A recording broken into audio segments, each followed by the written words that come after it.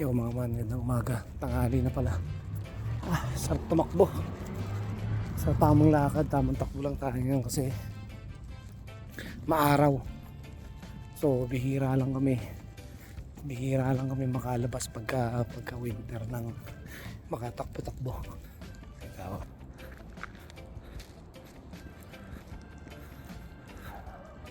hirap magpapawis, so kailangan mong gumawa ng paraan paano kung magpapawis ng winter. Tignan nyo.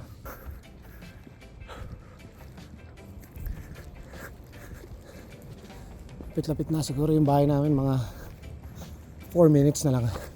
Sa kalagitnaan pa ako ng trabaho.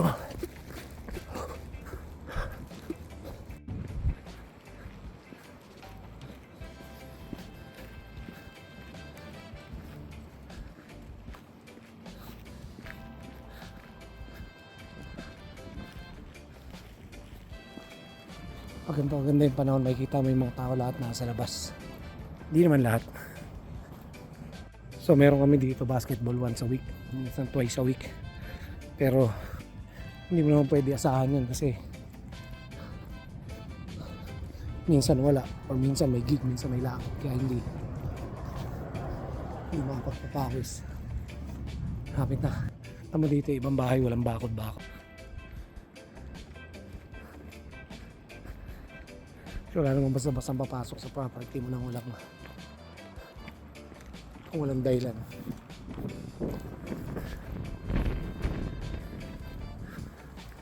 Sa atin sa community namin, hindi naman pag gantong oras alas wala kang makitang tao maliban dun sa parting downtown. Gantong oras kasi lahat ng tao nasa trabaho, busy, may pasok lahat.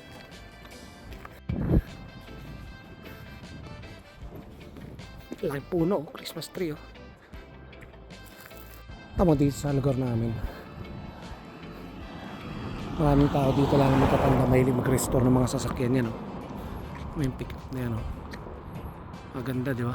Tapos meron pa dito yan. Minsan pag nag-modify sila ng ganyan o nag-customize sila ng ganyan man, mas mahal pa sa bagong sasakyan. Yan o. Tsaka dito hindi ganun kamahal. Dito nga kung may pera ka at di ka masaya, lapit tayo sa bahay. Yun lang.